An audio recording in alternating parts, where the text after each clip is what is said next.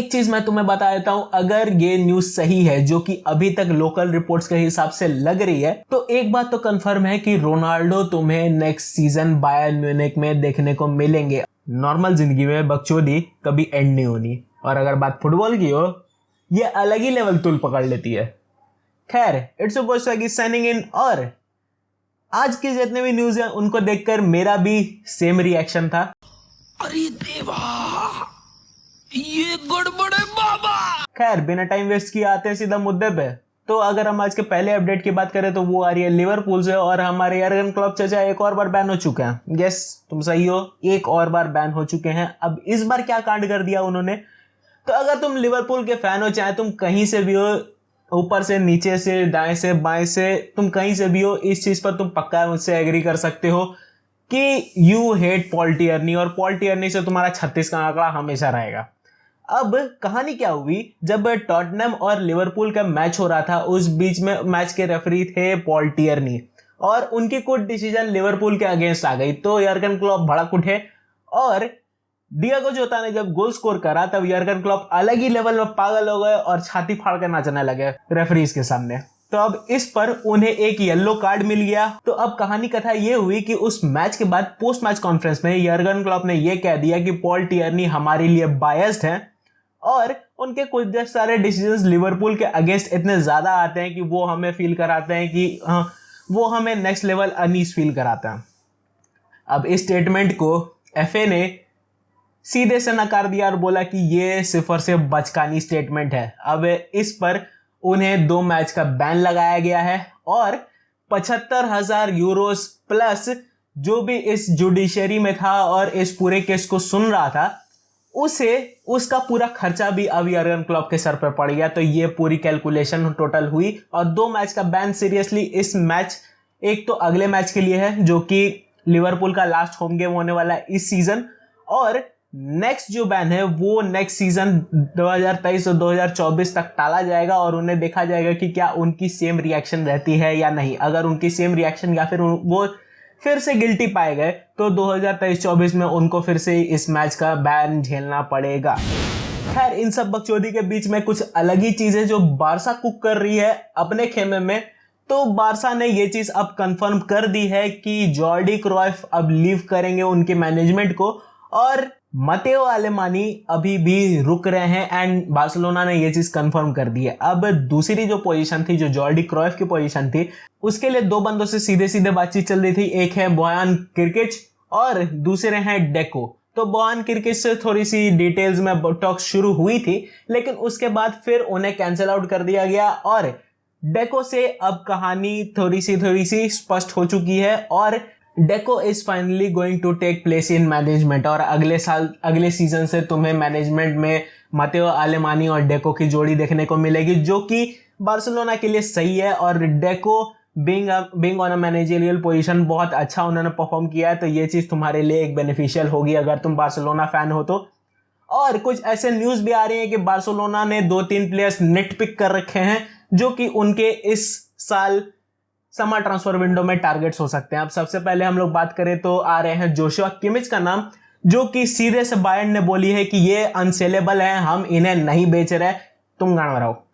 अब दूसरी जो नाम आई है वो है रूबेन नेवेस की, और रूबेन नेवेस वेट कर रहे हैं बार्सिलोना के तरफ से कि उनके तरफ से एक चिट्ठी आए और रूबेन नेवेस निकल ले बार्सिलोना।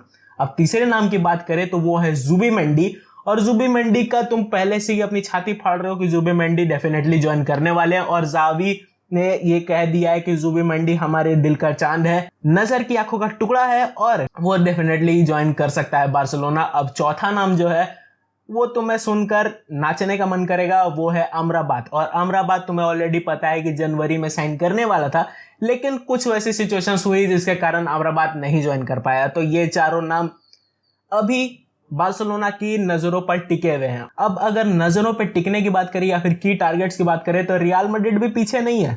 रियल मैड्रिड ने भी कुछ अपने टारगेट्स मार्क कर रखे हैं जो इस समर में उनके पीछे वो जा सकते हैं। जैसे कि अगर पहला नाम मैं तुम्हें बताऊं तो वो होंगे अल्फोंसो डेविस, और अल्फोंसो डेविस के लिए भी बायर्न ने ये कह दिया है कि वो भैया अनसेलेबल है, तुम उनके पीछे ना पड़ो। अब दूसरे जो प्लेयर का नाम आ रहा है वो थोड़ी सी तुम्हें कंट्रोवर्शियल लगेगी एट सम पॉइंट, बट वो है डुसान व्लाहोविच की, तो Dusan Vlahovic as expected 9 number के लिए हम साइन कर सकते हैं डुसान व्लाहोविच को। अब तीसरी जो नाम जो सबसे ज्यादा मोड़ ले रही है वो है जाओ कैंसेलो की, कि क्या जाओ कैंसेलो को साइन किया जा सकता है या नहीं। तो रियल मैड्रिड ने ये चीज कंफर्म कर दी है कि जाओ कैंसेलो उनके पूरे टारगेट पर हैं और वो उन पर नजर बनाए हुए हैं। तो हो सकता है तुम्हें जाओ कैंसेलो इस समर में देखने को मिले रियल मैड्रिड में। अब सबसे लास्ट नाम जो होंगे वो होंगे ब्राहिम डियाज और जूड बेलिंगम की। तो जूड बेलिंगम ब्राहिम डियाज वाली कुछ अभी रूमर्स उठी कि डॉर्टमंड जूड बेलिंगम के अगेंस्ट में Brahim Diaz as a replacement लेना चाहती है। तो बस तुम्हें मार्क कर दो कि ये सिर्फ और सिर्फ रूमर्स हैं, इनका कोई वास्तविकता से कोई लेना देना नहीं है। ब्राहिम डियाज और जूड बेलिंगम दोनों ही रियल मैड्रिड के लिए साइन करेंगे और डॉर्टमंड को सिर्फ और सिर्फ पैसे से मतलब है जो जूड बेलिंगम को बेचने पर उन्हें मिलेंगे। तो ये सिर्फ और सिर्फ होक्स और रूमर्स हैं, जितने भी ब्राहिम डियाज और जूड बेलिंगम को लेकर उड़ रहे हैं तो उनके फेरे में तुम मत पड़ना। और अगर जूड बेलिंगम की बात करें तो वो भैया पूरा बोरिया बिस्तरा बांध के तैयार है। उसने रियल मैड्रिड के नाम की चूड़ी भी पहन ली है एंड वो कह रहा है कि real Madrid is my love. अब उसने ये चीज क्लेम कर दी है कि रियल मैड्रिड ही एकमात्र क्लब है जिसे वो दिल से ज्वाइन करना चाहता है एंड वो दिन रात इंस्टाग्राम पर स्टॉक कर रहा है रियल मैड्रिड को। तुम्हें पता है ये चीज कैसे होती है, मुझे समझाने की जरूरत नहीं है। तो जूड बेलिंगम अपना प्यार पीछे से या आगे से दिखाने की कोशिश कर रहा है पूरे तरीके से। तो इतना तुम मान लो कि जूड बेलिंगम आ सकता है, क्या सकता है, आ जाएगा इस समर रियल मैड्रिड, क्योंकि उसके तरफ से पूरा प्यार उमड़ कर आ रहा है रियल मैड्रिड के लिए और रियल मैड्रिड भी कॉन्फिडेंट है कि वो जूड बेलिंगम को इस समर में साइन कर लेंगी। अब इतने सारे ड्रामे हुए तो अपने बड़े भैया को कैसे छोड़ सकते हैं पीछे। क्रिस्टियानो रोनाल्डो से रिलेटेड एक रूमर आ रही है कि he can join Bayern Munich this summer.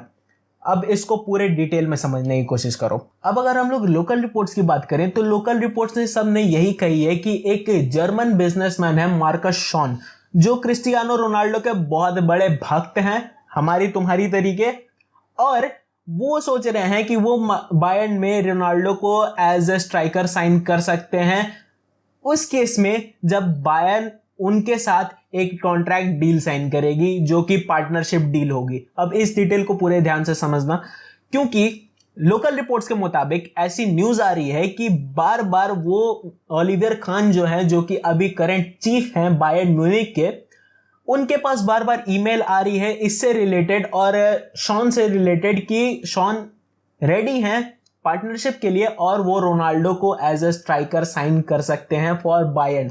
अब मैं तुम्हें डिटेल में बता दूं कि ये सिर्फ और सिर्फ लोकल रिपोर्ट्स हैं और बायर्न म्यूनिख के तरफ से अभी कोई ऑफिशियल स्टेटमेंट इससे रिलेटेड नहीं आई है। तो जितनी जल्दी बायर्न म्यूनिख से ये ऑफिशियल स्टेटमेंट आ जाएगी, मैं पहला इंसान होगा जो तुम्हारे पास इसको रखूंगा। तो स्टे ट्यून।